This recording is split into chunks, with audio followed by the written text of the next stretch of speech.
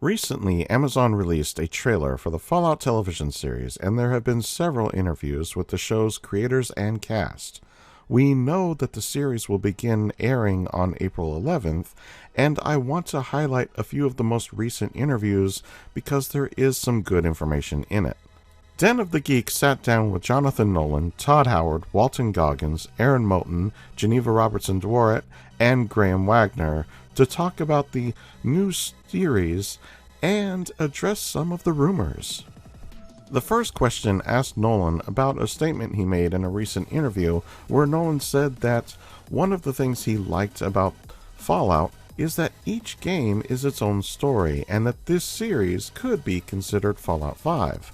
I think it would be very presumptuous for someone to assume that we'd reach the caliber of the games. But I think the conversation with me and Todd from the very beginning was the way the Fallout universe has been constructed. All of these stories with different characters connecting to the same larger universe. And for us as something to adapt, as a world that we could contribute to, it's just irresistible. It means you have all of the benefit of beautiful storytelling that Todd and the rest of the team has contributed to, but we also get to tell an original story within that world. Just as writers and filmmakers, it's just a dream come true. I think we made Fallout 6. Yeah, we know all about Fallout 5. We're not telling anyone. Of course this series is not Fallout 5, but it is a unique story being told in different medium. It just so happens that this series is going to be considered canon. What happens in this series will hopefully tell us what happened to the factions out west. Maybe it will even fill in some of the plot holes that the early games created. This next part was more of a joke than a question, but Todd Howard was asked to tell us everything about Fallout 5. Well, there were some things I said, don't do this, because we are going to do that in Fallout 5. But I think the intent of when you see that, it's how we approached it. I think it's one thing that's unique about this sort of, we'll call it, genre translation of something, whether it's a game or a comic or some other book, is that it wasn't a translation of an existing story. It was, what would the next thing be? It just happens to be a TV show. And that was kind of the approach to it, the same way we approach games, and finding a location, finding tone, but still hitting on those authentic Fallout things that we like the games to have. What does it feel like to be in the vault and enter the wasteland? What is it like to have these different characters with different motivations? And so that was the approach that these people took, and it was great. So of course Todd just went on talking about the question Nolan was asked. To be honest, Todd's answer did give us some information as it relates to Fallout 5, in that they already have a story idea. Todd was then asked to talk about what he thinks the series can bring to the world of Fallout that a game couldn't.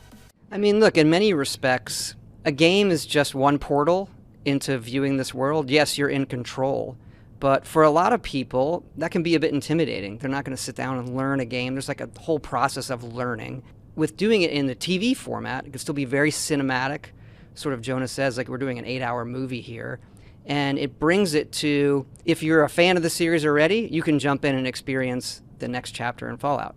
If you're not a fan and a bit intimidated by jumping in a game like that, you can experience everything that's great about this world by just clicking your button and enjoying it. Todd is right. The games can be intimidating for some people, and the series can be a window into the universe for those people. Fans of the games will still play the games, but the series will give them something to watch rather than play. Personally, having seen Nolan's previous works, I have complete faith that he will do right by the fans. The next question was a silly one that asked Goggins where his nose went. I got to be honest with you, man. I'm so grateful for so many things in my life right now. I mean, the opportunity to work with Jonah and Graham and Geneva and to adapt this game and Aaron and Ella. But the one thing I am more grateful for than anything in my life right now is my nose.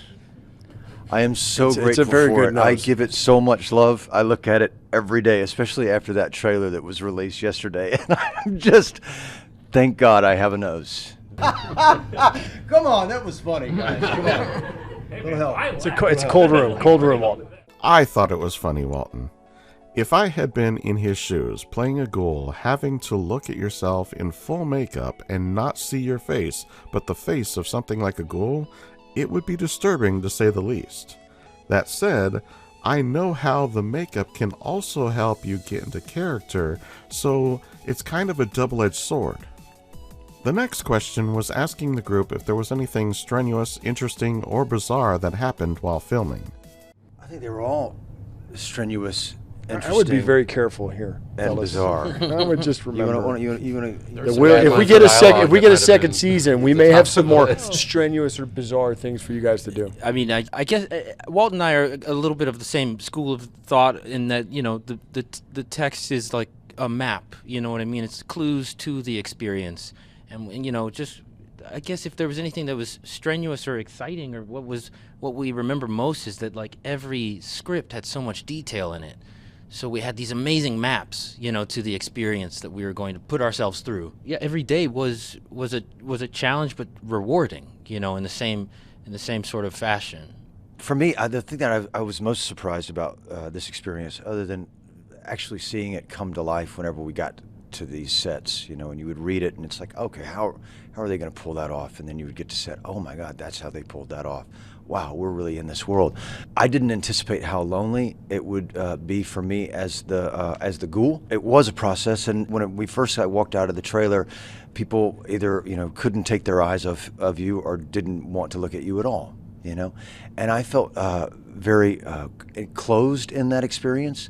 Like I was just alone inside of this guy's head, and it took some adjustment, you know, to really kind of understand how to talk to people, kind of as this guy, and how to move in these clothes and move in this world. But once that kind of opened up, and I had the opportunity to play Cooper Howard, which we can't really go into that much. It fleshed the experience out for me, and one was internal, and the other was external.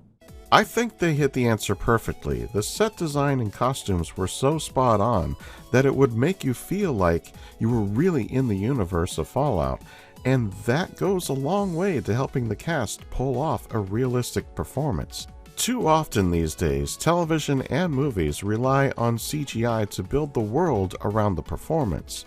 This series takes us back to when films and shows were more authentic by moving the focus to the set and making it believable. Don't get me wrong, there is still some CGI taking place, but it is being used more as a tool than the primary focus, which is one thing that previous game to TV or movie adaptations have done wrong. I can see this series getting far more than just a few seasons as long as the story holds up. I certainly hope this is going to be the case. The next question asked if there was anything outside of Fallout that shaped the look, story, or tone of the series.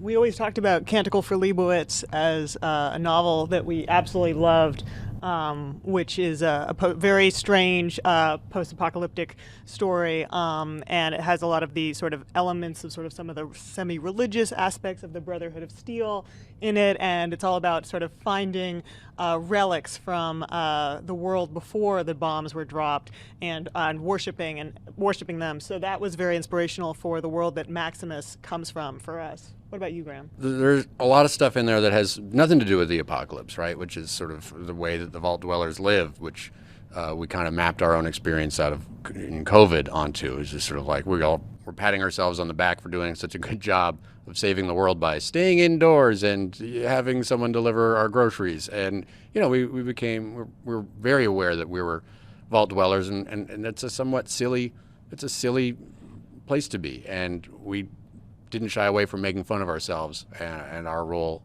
in all of that, and also the Vault Dwellers that way. So of course, Fallout already has a very well-established universe, and that universe does take from other outside sources already. So the show taking inspiration from other outside sources is not surprising to me. In fact, it was expected. The next question asked, what makes a Fallout story a Fallout story? It has to be fucked up.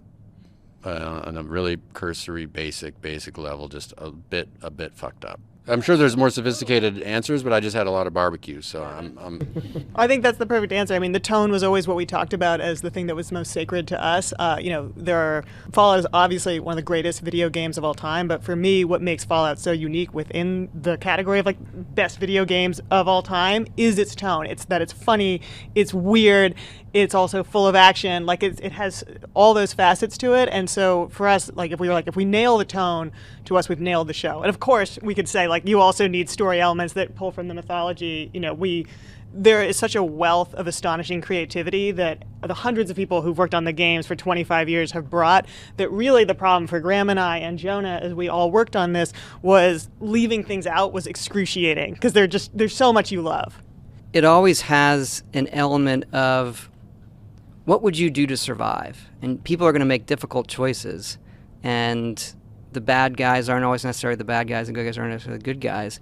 With the element of this romanticism of the past and the naivete of what the nuclear future is going to bring, and then it collapses.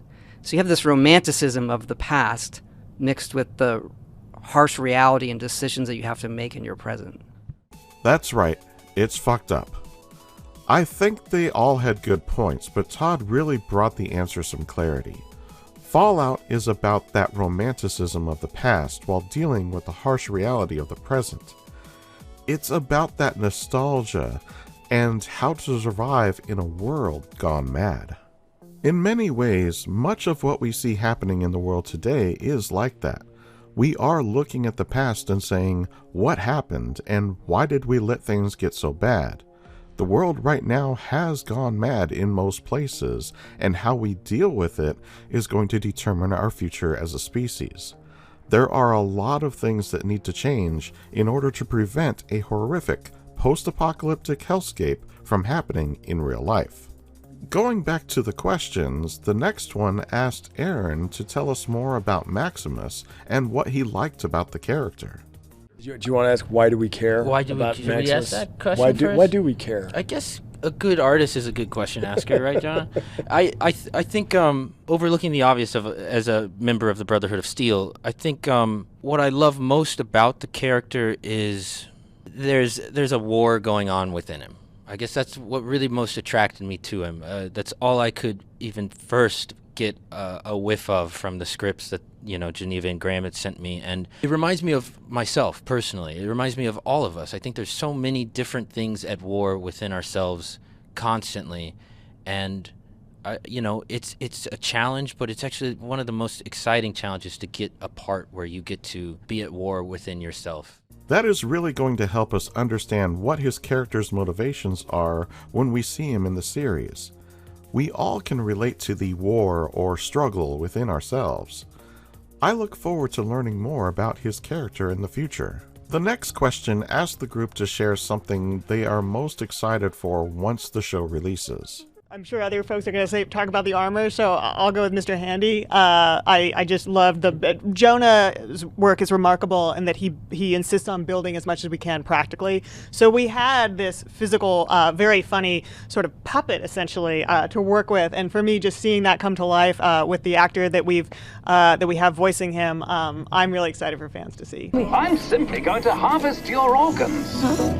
Are we saying it's Matt Berry? I think we may be saying Well, I think it's you Matt just Berry. did. So I guess people know it's Matt Berry. Yeah. People know. Well Yeah. done. You're not hiding that voice. Yeah, It's I in guess the that's trailer. fair. Who was I kidding? I think for me, the one of the things I'm most excited for people to watch is one of the things that I was most excited to read in the script. It turned out to be Ella's first day shooting on set, which is a love scene. Then we went to lunch, and then we came back, and it becomes something very, very different. It was the moment for me reading the script where I thought, oh, we've got something pretty wild here.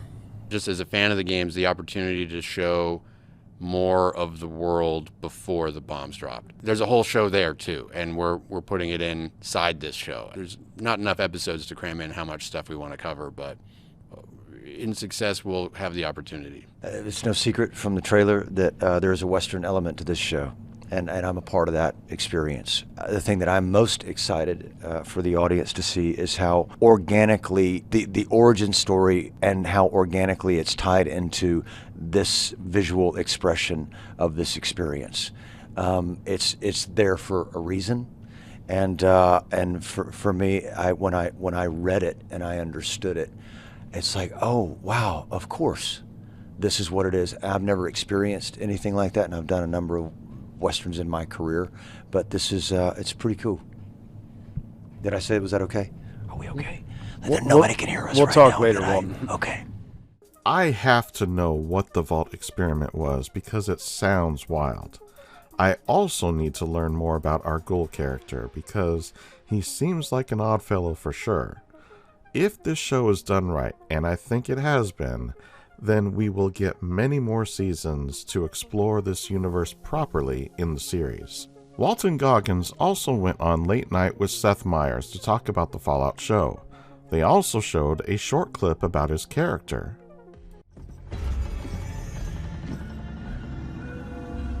Or you wouldn't happen to be a doctor, would you? Because I happen to be looking for one. You know your kind ain't welcome here. Well, maybe not. But I'm gonna make myself welcome. Now, last night a bounty came in through all 6 agencies. A hefty price on the head of a man that fits the description of that fellow right there. Man, this is so good. I really like what Walton has done with this character, and I can't wait to see more. Walton went on to talk about the genesis of him taking on this role.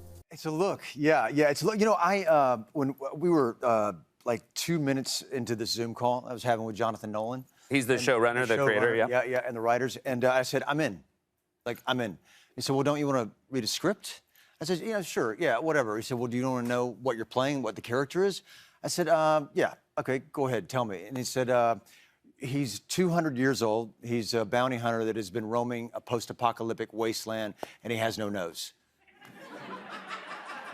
And I said, you know what, could you send those scripts? I might want to. I want to maybe get back to you. I don't know. You did. They did allow you, or encourage you to help design this look. Yeah, they asked for some input. Yeah. So the Ghoul, right? The Ghoul. Yeah. Your character is the Ghoul. The Ghoul. Yeah. Pretty good name for a guy like that. Yeah, it's pretty cool. Pretty good. It fits him. Right? It fits him. Yeah. Him. He probably got it after he started looking like that. It wasn't like he wasn't the Ghoul first. No. He had a name. Oh, his name was Cooper Howard. Okay, Cooper Howard, and then it became the Ghoul. Okay, and then it becomes the Ghoul. Yeah, because that's not a Cooper Howard. That's not a Cooper Howard look. But who did you use as your inspiration? Who did you tell? Well, we wanted him to be attractive. We wanted the audience to kind of lean into his look and not be kind of repulsed by it. And so I said, could you do Chris Christopherson if he were 250 years old and had been walking the wasteland and had been drinking all night? And you know what? Hey, you didn't see the inspiration. It's really funny. I like the way you describe it the way you would to go get a haircut. Like, give me like Chris Christopherson, but like 200 years old. Oh my God, it was no nose. It was 5 hours in the chair the first time. Well, I was going to ask that question. It does seem like it was long. I figured the first time he put on the makeup, it would take several hours, and to be honest, I think 5 is about right for the first time. I imagine it gets shorter each time as they learn how the application works on his face. I found the backstory to him taking the role to be interesting because he was just all in based on who the showrunners were and the basis of the story. Not for nothing, I would have been all in too. Walton also joined Aaron and Nolan in a short interview on IMDb. The first question asked them to tell us about the series. It's our love letter to the video games. I lost a good chunk of my life to Fallout 3.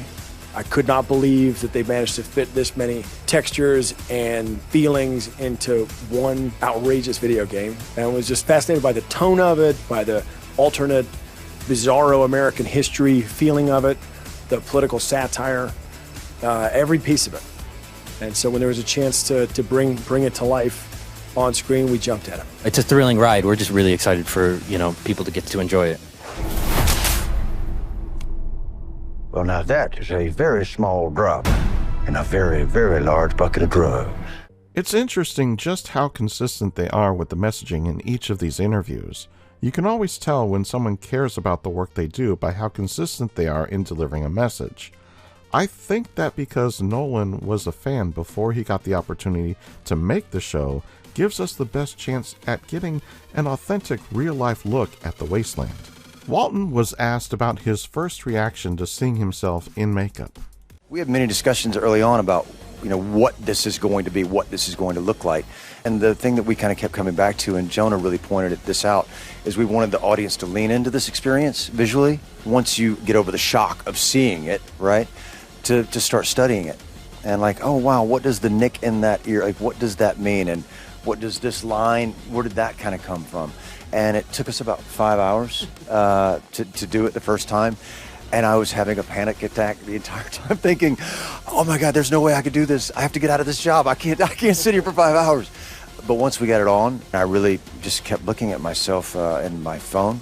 And I felt the burden and the weight and the pain that he'd been carrying around for the last 200 years. We were also kind of going for weirdly hot, and I think we kind of nailed it. Chris Christopherson, if he were 500 years old. First day we were actually shooting in the summer, a little hot, and Walton came to set. And look, sometimes first day on set, you're moved. I mean, this is the beginning of a great journey. And Walton, it's okay if I say this. Please, absolutely. Walton was crying. And I got closer to him, and I put an arm around him. And I was like, oh, you're sweating out of your sweat is coming out of your eyeballs because it's so hot. You know what, I'll tell you a story that I haven't told anyone else. The day that we did the very first test, I put on my pants before I made a cup of coffee, and I started screaming.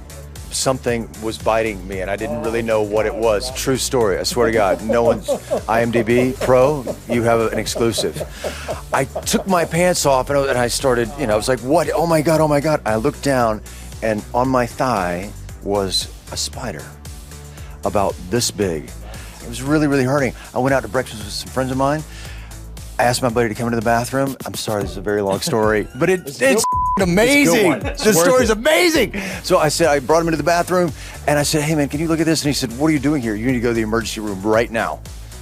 I went to the emergency room, called these guys. I said, I'm gonna be about an hour late, Turns out I got bit by a brown recluse. Yeah. 5 times. Yeah. Crickets? Really, guys? That was a lot.